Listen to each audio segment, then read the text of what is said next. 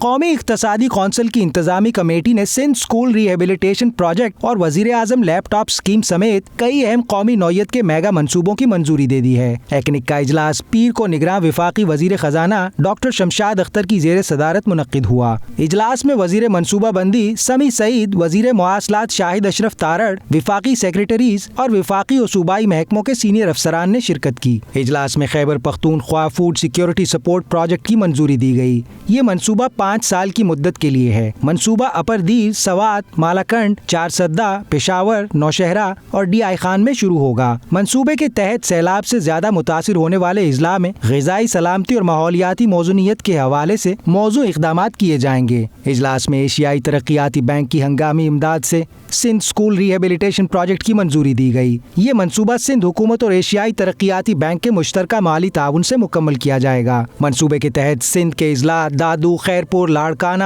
نوشہرہ، فیروز اور قنبر شہداد کوٹ میں سیلاب سے جزوی اور مکمل طور پر تباہ ہونے والے 1600 سے زائد اسکولوں کی تعمیر نو اور بحالی کا کام مکمل کیا جائے گا۔ اجلاس میں خیبر پختونخوا میں KPHCIP پروجیکٹ کی منظوری بھی دی گئی۔ منصوبے کے تحت خیبر پختونخوا کے 13 اضلاع میں 1150 سے زائد اسکولوں کی تعمیر نو اور بحالی کا کام کیا جائے گا۔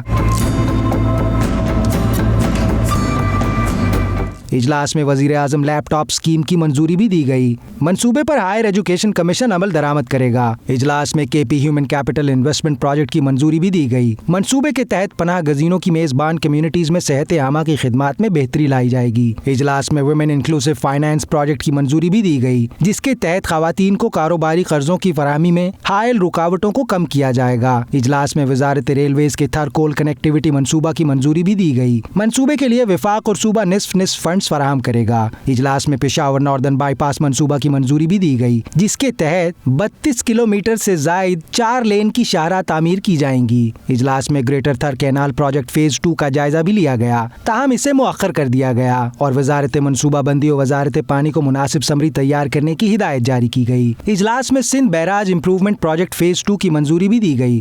منصوبے کے تحت گدو بیراج کی بحالی اور اسے جدید بنایا جائے گا۔